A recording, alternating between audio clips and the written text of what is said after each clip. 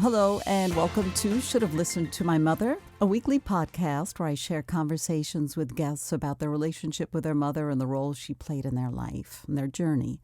I often ask the question, are you who you are today because of or in spite of your mother? If you'd like to share a story about your mother, my email is jackie@shouldhavelistenedtomymother.com. This week's guest is a world-renowned French jazz guitarist who's headlined at some of the top performance venues in the world, including Carnegie Hall, Lincoln Center, the Town Hall in New York City. He's performed at the Montreal Jazz Festival, the Rochester International Jazz Festival, and the Django Reinhardt Festival in France. He's traveled the world to show his love and appreciation for Django Reinhardt's phenomenal improvisational music. And I want to welcome my neighbor across the street, Stephane Wrembel, to Should Have Listened to My Mother. Hello, Jackie. Hello, how are you? I'm doing great. We could be talking face to face, but we are not because of many circumstances. So as this podcast progresses, we talk a little bit about who you are and how you became, how you were formed and molded in this world, and the influence that your mom had on you. Please tell us your mom's name. My mom's name is Corinne. Corinne. Oh, that's beautiful. Yeah, with the O. It's like Karine, but Corinne. Corinne, okay. Yeah. And were you born in Paris? Yes, I was born in Paris in the 14th district. The arrondissement? Yeah, 14th arrondissement. I was born on February 27, 1974. I'm a Pisces. Wait, is your birthday really February 27th? Yes. So we're both Pisces. It's my birthday as well. February 27th? Yes. Oh, there you go. Now we're going to have another reason to get together and celebrate. Oh, that's so much fun. Oh, that's fantastic. All right. I'm learning all of these wonderful things about you, and the show's just getting started. So, Corinne is your mom. Yes. And do you have siblings? Yes, I have two sisters, two younger sisters. One is 40 and the other one is 43. And are your parents performers, or is your mom a performer? No, my mom was a school teacher. She was a first grade kindergarten. In French, we don't have kindergarten. We have only first grade. So she was a first grade teacher. She was the one teaching kids to read and to write and all that. How their whole world opens up by beginning to learn to read and write. That's very neat. Yes. In the movie or in the book, Dune, by Frank Herbert, it says the beginning is a very delicate time. And it's always a very delicate time to learn to read and to write. I have the feeling it might be the most important year in our life because we're set in motion in this world with those essential tools to function and to navigate. What was it about your mom that made her a good teacher?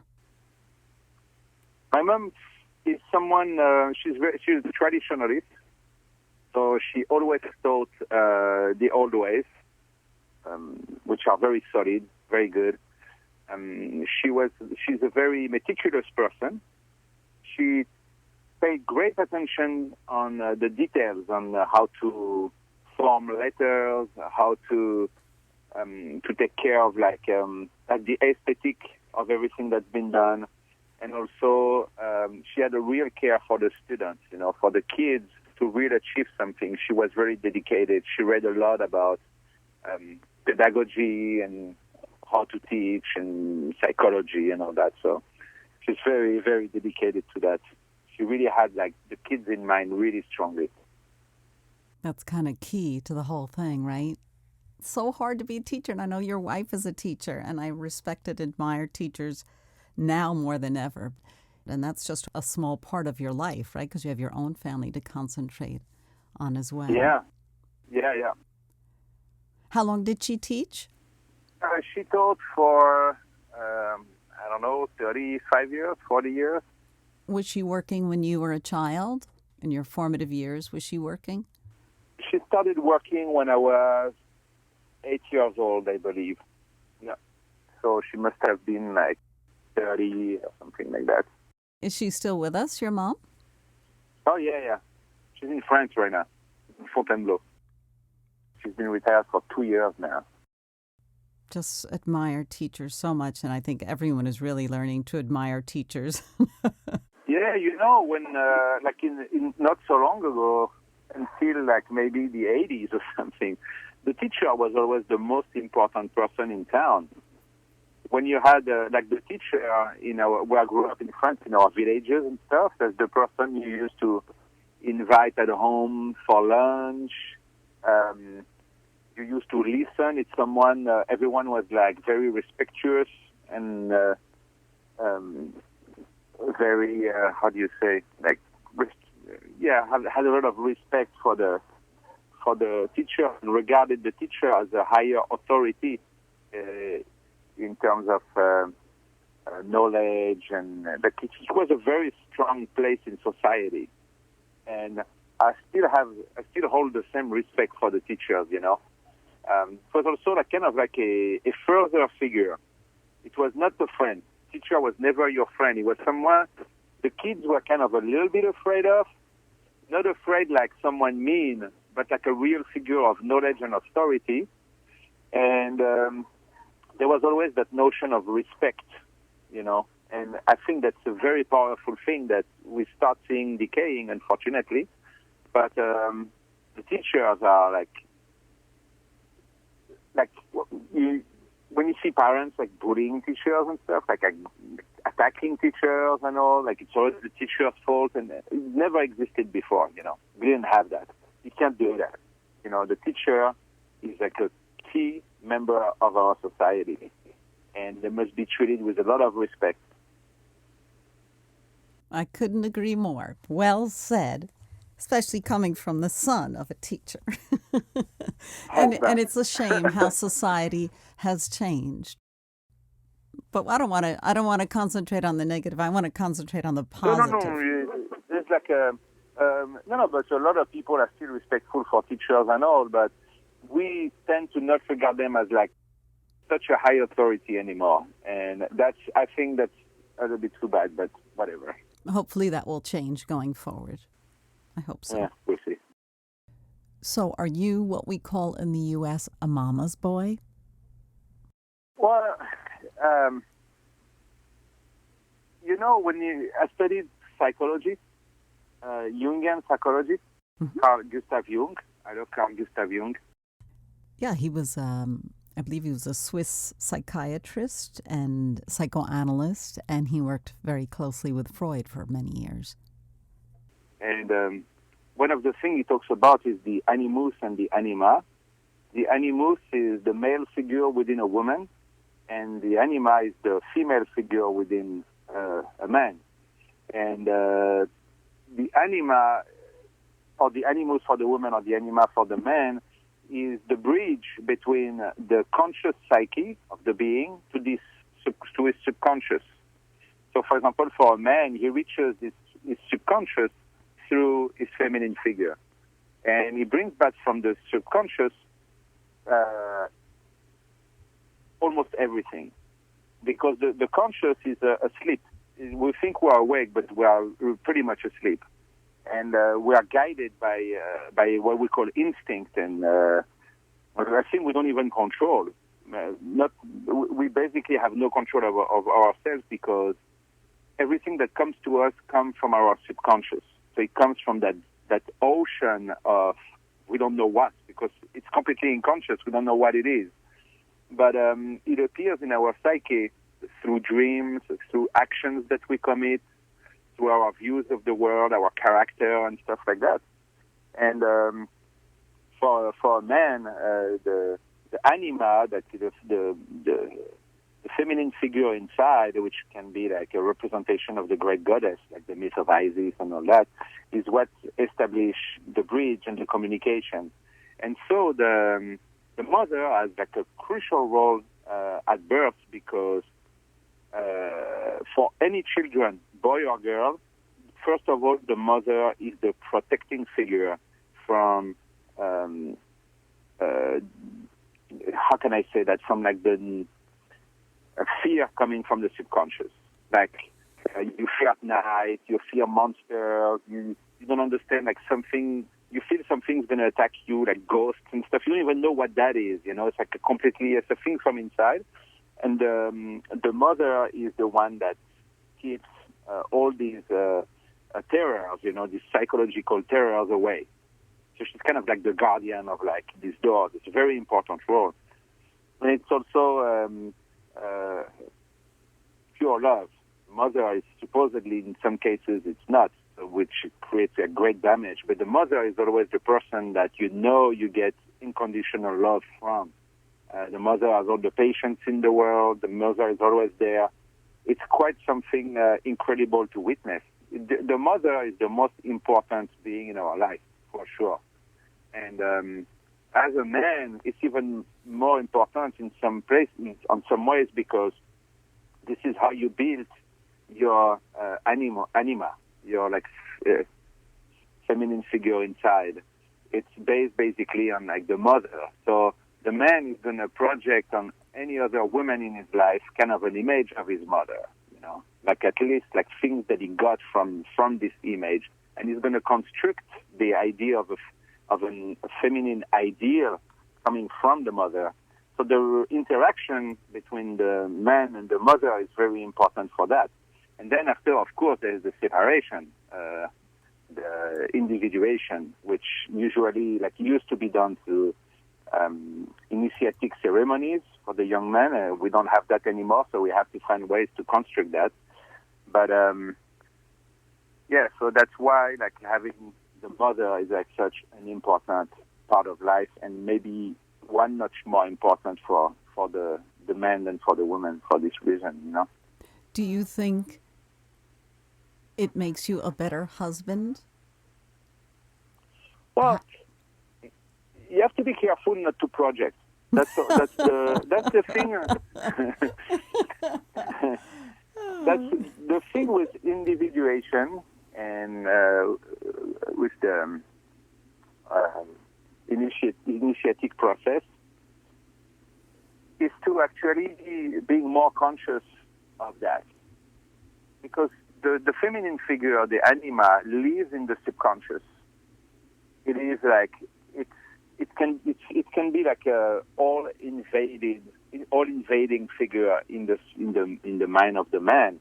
So you have to be careful not to project that in anyone and recognize that no one is the anima. That's one of the process of initiation, is to recognize that this anima exists in your mind only. That she is not your mother and that she is not your wife or anything. It's the anima. So you once you can like reconstruct that within you reconstruct a very healthy anima, and then you can function better. So I assume when you graduated from the top of your class at Berkeley School of Music, you didn't just study music? Well, at Berkeley, I was really into music. I tried to integrate all these new elements coming from the American culture. Mm-hmm. I came to the U.S. in August 2000, and Berkeley started in September 2000 for me. So it was a brand new country for me, a brand new language, a brand new culture, but I knew it was the root of jazz. So this is what I tried to integrate the most. Plus hanging with the African students, Indian students, Indian teachers and African teachers and all that. I tried to learn like languages from other places, like rhythmical languages and all. And then I went to New York in 2003. So this is when everything that I tried to learn at Berkeley in terms of the music started to come to fruition. And this is when I really started integrating in the music all my philosophy and all the work on like psychology and all. This is when I really started doing that. I think it's really important how you pull everything together, the psychology, the cultural aspects. And we're going to get into this in a couple of minutes, how you became so compassionate about Django's music and you lived at the Gypsy camps in order to completely immerse yourself and to fully understand the music. And I think not everybody does that. Yeah, it was a strange period. I discovered the Gypsies in, I would say, 92, 93, something like that. I must have been like 18 years old, 17, 18, 19, maybe. And I'm from Fontainebleau, so this is where Django was from.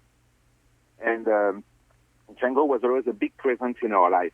When I was like 15 years old and we used to go to the pub and have drinks and all, I know 15 years old seems here like very young, but in France, it's like normal. Especially back then. Now I think it's different. It's a bit more strict. But when I was like 15, 16, we used to go to the pub and have like a beer and no one would bug us, Mm-hmm. And we would see Babi Reinhardt. He was always there. There was always like that music was always around, kind of, but it was like kind of buried and hidden, So I started like hunting for it. I was like, where can I play this, and meet some gypsies, find a guy here, another guy there, and then I finally found my master, Serge Krief. He showed me like all the stuff about, all the tricks about playing Django and all. And then I started meeting like Moreno, and I started meeting gypsies and go to their campsite and play and spend like a lot of time there. And I was doing that while studying at school of music. So I was like studying harmony and all that on one end. And then like as soon as I would be done, there would be classes in the morning from like 10 to 12, something like that. My friend would pick me up and we would go to the north of Paris and spend the day at the gypsy camp and play guitar. So I have these vivid memories of us arriving there. And when we would arrive, we would park and exit the car, and the first thing would be like the dogs running, coming to us, running at us. And suddenly the kids would arrive. They would be like, hey, Stephan and Emmanuel, they're here. Like, we would enter and everyone would greet us, and they would give us immediately a chair. Do you want to drink something? Do you want to eat something? Like, it was like right away, like such beautiful people. And then we would sit down and they would feed us with sandwiches and coffee and beer, whatever we wanted. And then we would play all day long and they would listen and everyone would be there. It was like really amazing. It was so, something about it was very alive and archaic. It touched the very thing that makes us human, is the presence of nature, the presence of simple things like a fire, the moon, it's very simple and very raw. And I always felt that life coming out of that very simple human condition. Actually, Nietzsche, I absolutely love. Nietzsche is like a big defender of this idea of dancing in the wind and dancing under the stars and producing stars from our inner chaos, Mm-hmm. Well, Native Americans, that's all that they did was salute the stars in the sky with their music and their food and their community, right? Their tribes. And that's what we do. If you come to Barbès and we play, this is what we do. It doesn't matter if it's at Barbès or in nature. We try to touch that primal thing that makes us individuals, beautiful individuals, diverse individuals, very unique, each one of us. I have an allergy to conformity. That's why I'm a musician, probably. But I love that diversity of people and the thing that gets us all together. Like, we're not machines, we're not robots. We're like each one of us unique. So it's good when we can get together around these primal feelings, of being human. So this is where I feel alive, and I know like going to the gypsy camp, that's the thing that I felt is that true life that came out of them. That was totally amazing. I did that for years, and that's like an incredible experience. And you started playing classical piano initially, right? Very young. And then you went to the guitar. Yeah, I started studying piano when I was 4 years old. And I studied with a lady called Mademoiselle Lecomte, Gilberte Lecomte. And she was part of the crew of Nadia Boulanger. So Nadia Boulanger is perhaps the greatest music teacher of the 20th century. She died in 1980. She was born in like 1890, I think, or 1889, something like that. She was an incredible musician, and she created a school. There was like a summer school for foreign students. It was called the American Conservatory, and people would come all over the world every year to Fontainebleau, to my town, to study with composition and all that, and the art of French music. So they would learn the art of Ravel and Debussy and Lily Boulanger and all these guys, all the what we call the Impressionists, which is really the French school. So you'd have people, a lot of Americans would come and would learn from her. You had Walter Piston and Aaron Copland, all these people, they came to study with her. And later you had also people like Quincy Jones who went to Fontainebleau to study with her. You had Astor Piazzolla went to study with her. The list of people she taught is incredible. And my piano teacher was part of that group. It was an intense group of musicians. And she was the piano player. She was an incredible piano player. She was what we call an accompanist. She would comp, but meaning she would comp for the singers and the dancers at the Paris Conservatory. She was the one, so it's like one post, the best. And she could sight read anything on site at any tempo. And she could transpose anything on site sight reading. She could take a music score or orchestra, reduce it on site. Like that. She was like an incredible musician. It's a very special breed of musician at the conservatory. My friend told me it's like the circus. They can do anything.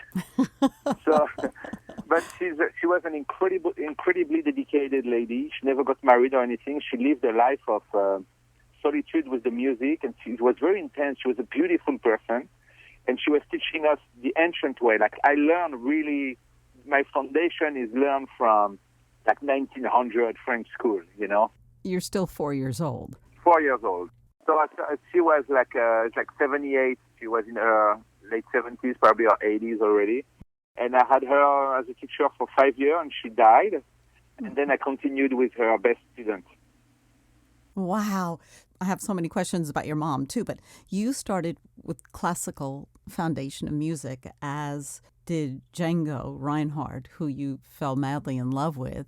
He loved Debussy and the classics, and he went on to this stunning career, unfortunately cut short suddenly, but this stunning career of music that encompasses everything from Gypsy to jazz to Spanish there's so much emotion in that, because there's no words, there's no lyrics. Where does your mind or your heart go as a musician when you're in the middle of one of those phenomenal performances?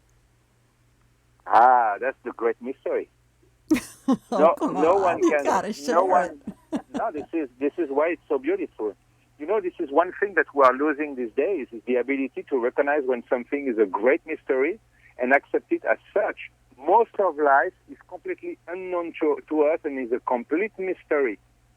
We don't understand it. We don't know what it is. We can try to understand like vaguely and mumble something about matter, this, and like, I don't know, like this is how like things are. I don't know, like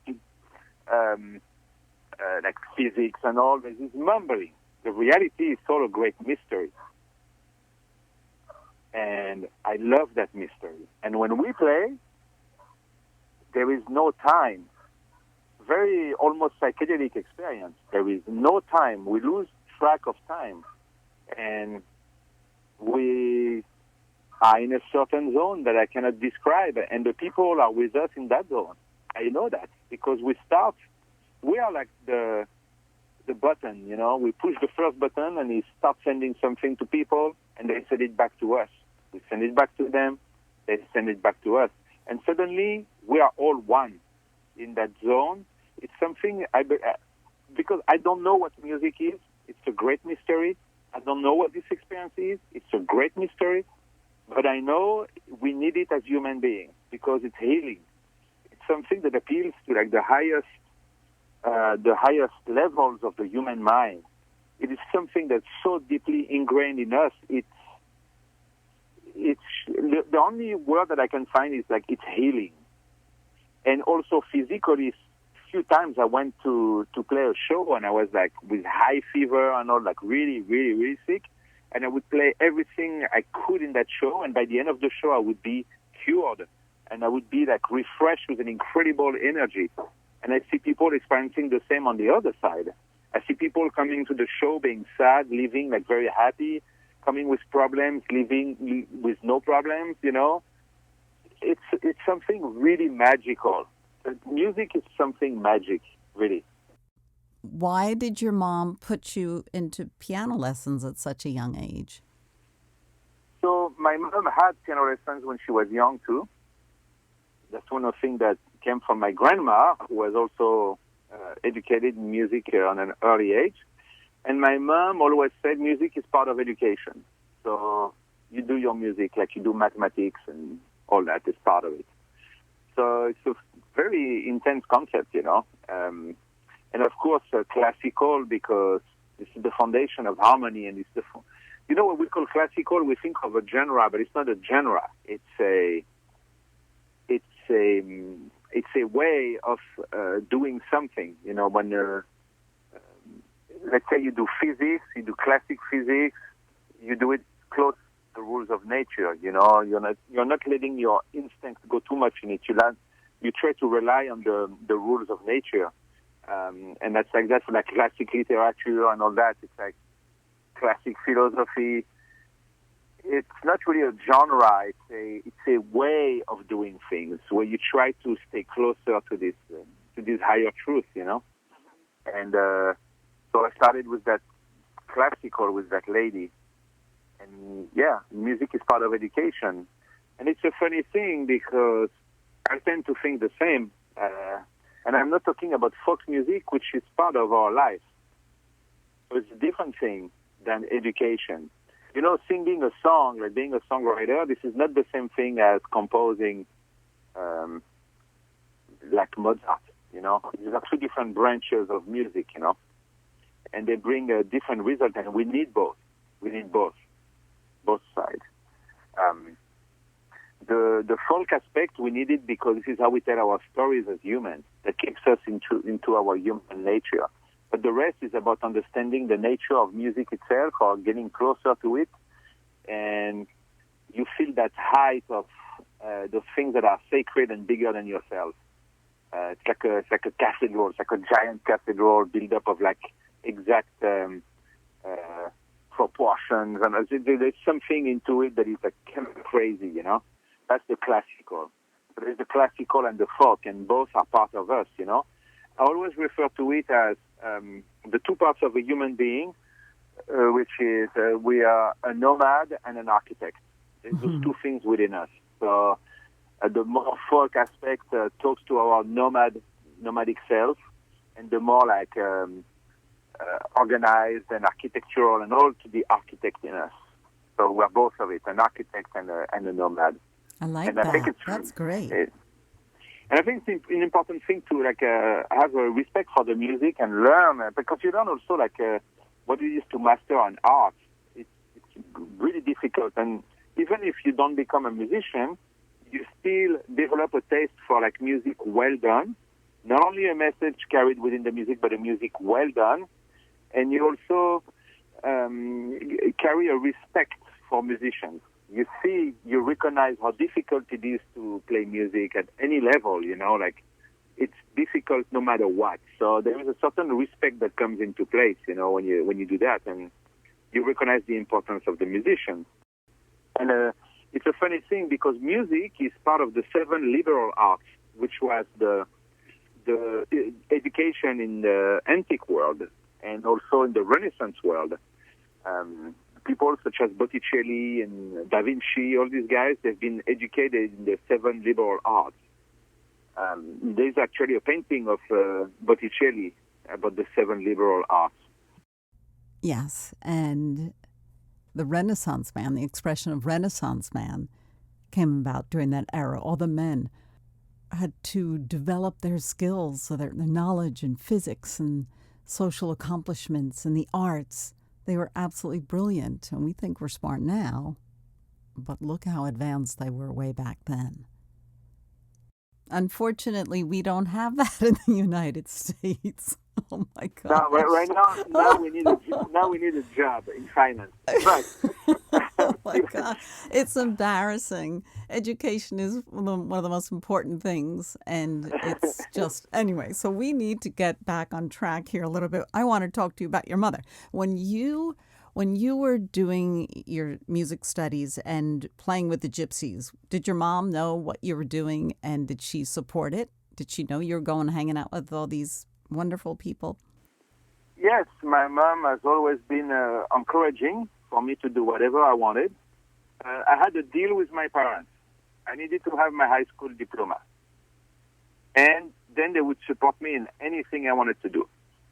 So I wanted to be a musician, and they supported me in that, you know. My mom, with her loving presence and her musical presence, my mom is very attracted to the arts, you know. She really loves music and painting and calligraphy, and she sings in a choral now. So she always was, like, very receptive to it, you know. My dad was more the guy who taught me how to function in it. My dad is more like... He listens a bit to music and all, but he's not so artistic. You know, he was a computer engineer, so he's a bit more, I don't know how to say. Structured. Yeah, nice, thank you. He's a bit more structured. But he helped me, like, on how to function rationally in the music industry. That's why he pushed me, you know. Wow, that's so impressive. That's fantastic. Yeah. Because often a son or daughter wants to pursue the arts and the parents are like, no, that's not practical enough. You need a job. They didn't have the support at home. That's all I'm trying to say. Of course. Yeah, I know. But my dad asked me the right questions. I know it's about my mom, but my dad asked me the right questions in this field. He was always like, all right, you want to be a musician? That's great. I'm going to help you. How can I help you? How are you going to make a living? Where are you going to find money to pay for your rent and all that in the music field? How do you do that? And, you know, I was like maybe 16 or 17, and it raised like real questions in my mind. Questions you don't want to approach when you're a teenager, of course, and questions that artists are very often, they find it like repellent, you know, like, I don't want to bring that into my world, you know, which I understand because these are not the most pleasant thoughts, you know. But nonetheless, it's a reality of this world that we're not from this world, but we're in this world, said St. Paul. So we need to function in this world. And so these were like legit questions, you know, and that pushes me to see, okay, this is what I like. I like to perform and I like to teach. It was like, what do you like? You know, I like to perform, I like to teach. Okay, so how are you going to make a living? I said, okay, well, I'm going to teach, I'm going to organize this and this and that. And that pushed me to like organize myself. Well, that's fantastic. And then I learned all by myself, like, but with his questioning and all, I was like, oh, yeah, it's true. Like, rationally, like, I honestly have to admit that I have to find a way. And I started teaching and all, and at 19 years old, I got my first apartment, and I moved out of my parents, and I paid for my school, and I was independent. And I was teaching, you know, and I was teaching, playing a few gigs, and this is how I started, you know. So that was the rational aspect, you know. So I keep trying to be like a bit organized and functioning, you know. I'm trying not to be dysfunctional in this world, and that's because of my dad. And my mom, she's more about the aesthetic of things, you know. She comments a lot on the aesthetic, and she's still a very supporting figure in my career for that. And she's seen you perform a number of times, I'd imagine. Oh, many times. And, you know, I organize every year a festival called Django in town. And they're always here, like, helping, putting up posters, and they're just here, like, helping me, like, running it. They are behind the scene, you know. Here in Maplewood. They come to the Maplewood. Oh, yeah, they come every year for the festival. They're in Maplewood, they love it, and they're, like, very supportive. And it's very important, you know. This is a great fortune. I always considered the presence of my parents a great, great, great fortune. My guest is Stephane Wrembel, and he is my neighbor. This is the most we've spoken in the years that he's lived across the street, so this is pretty great. I have seen you perform. I saw your Django A Go-Go performance last year, and I wanted to mention to my listeners, if they are not familiar with you, if you go to YouTube, Stephane Wrembel, You will see some of his performances, one in particular for the town hall in New York City when there are maybe 15 of your closest friends on stage with you performing. And it is such a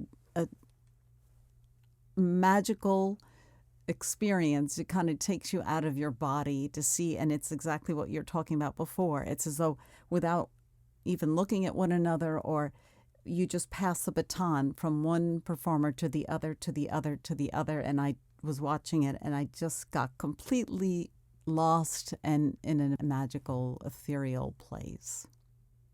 You're a lucky guy. You get to do this all the time. Yes. This is where I got my initiation, is in trying to create the Django Agogo. That was like, I really put a lot of energy in it, and I got a lot of rough moments in the building process of it, which are great. I embrace the hardship with the good stuff, because there's always something in it that must be there for the growth. We should not take out the hardship. We should learn to what's in there to learn. So, and this is why now I know it's like a great place, because there was so much work before. And yes, I feel very fortunate to be able to do this, and I also feel very fortunate to have always had the support of my family, my parents, and now of my wife and all. And I feel very fortunate to have the inner energy and faith to put that together. Now it's good. Now it's rolling, so it's way easier. But it requires a lot of energy, and it's not everyone who has that kind of drive. And I'm grateful that I have that drive, because it's something that is needed in the music world. This is a rough world. It's beautiful, but it's also rough, because it's very, very wild and very uncertain. Not with the other musicians, but in the structure of it. It's a thing you have to experience to understand what I'm talking about. It's crazy. It's the craziest. I hate the word business for that, but it's the craziest industry. Industry, yeah, it's a bit better, I guess. It's the craziest industry out there. It's crazy. The business has two sides always. Business has like an accounting side. So you sit down and you do numbers, and I'm not into that. It's completely wild. But there is also that very exciting sense of battle, take all your money, invest it in a show, lose money, it doesn't matter, but you created something beautiful and you're broke and you go back to it, and it's like something, it's very exciting, you know what I mean? I cannot explain to you what it is, but it's some kind of it's like climbing the Himalayas, you know what I mean? Right. You just the go roller coaster, whatever. Too. Yeah, exactly, and it's very exciting. I love it. I just love it. Well, it shows in your music, and it shows in your performances and the musicians that you keep close to you, because they are just heaven sent. And they've all worked really, really hard throughout their lifetime studying and perfecting their craft. Oh, yeah. An incredible band. Amazing musicians, really. So we have Corinne, your mom, who you adore and love and supported you and embraced you. And the significance of that is monumental, because not everybody has that. And the stories over this last year that I've been doing this podcast, I've heard some crazy stories. You're on the very fortunate side. Not only is she supported you, she's a teacher. So she's a win-win for me. Thank you so much, Stephan. I really appreciate you joining me. Oh, I can't wait to meet your mom. She's really sweet. Oh, my gosh. I love my mom. Yeah. Great. I am Jackie Tantillo. You've been listening to Should Have Listened to My Mother. And in case you do not know Stephane Wrembel's music, just go to YouTube and you can catch some great videos. Or you're on Facebook as well, Stephane Wrembel. Yes. And you have stephanwrembel.com, I believe, as well. Is that your site? Yes, it is. Thank you so much for joining me, and I will be back next week with another episode of Should Have Listened to My Mother. Thank you, Jackie.